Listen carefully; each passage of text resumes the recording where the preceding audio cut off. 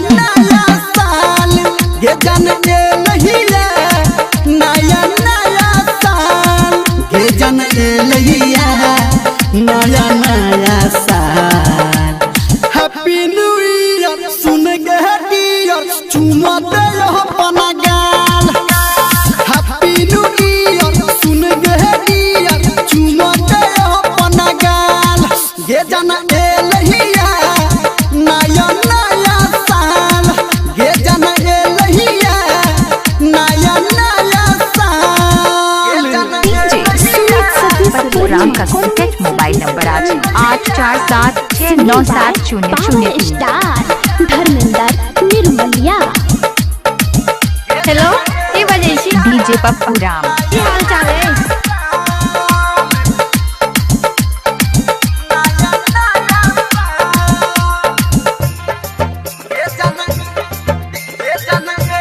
DJ Pappu Ram हमरा अपना बना ही लेगे जान दिल से लगा ही लेगे।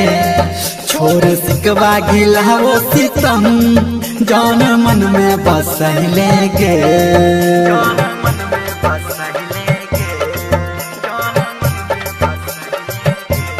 हाँ हमरा अपना बना ही लेगे जान दिल से लगा ही लेगे। छोड़ सिकवा गिला वो सितम जान मन में बस लेगे। ये तोहर कही छो दीवाना जान। हैप्पी न्यू ईयर सुन के डियर चुमा दे अपना गाल। हैप्पी न्यू ईयर सुन के डियर चुमा दे अपना गाल। ये जान ए लहिया नया नया साल ये जान ए लहिया नया नया साल। डीजे पप्पू राम गाना आप सुन रहे हैं सावरिया म्यूजिक। हेलो ये बजे डीजे पप्पू राम की हाल चाल है?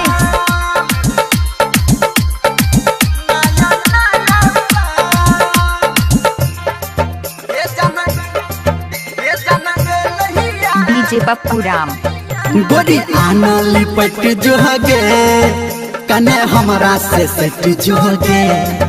हम गलियो ग्रीटिंग तोहरा तू हमरा कुछ देना गे।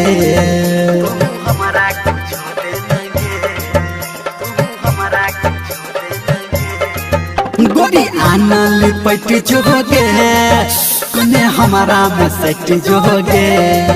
हम गलियो ग्रीटिंग तोरा तू हमरा कुछ देना गे। सच कहू धर हमंदर जान। हैप्पी न्यू ईयर सुन के डियर चुमा दे अपना गाल। हैप्पी न्यू ईयर सुन के डियर चुमा दे अपना गाल। ये जन ए लहिया नया नया साल ये जन ए लहिया नया नया साल। ये जन ए लहिया नया नया साल। हैप्पी न्यू ईयर सुन के डियर चुमा दे अपना गाल।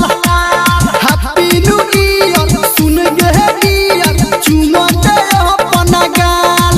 ये जन ए लहिया नया नया साल ये जन ए लहिया नया नया साल। डीजे पप्पू राम।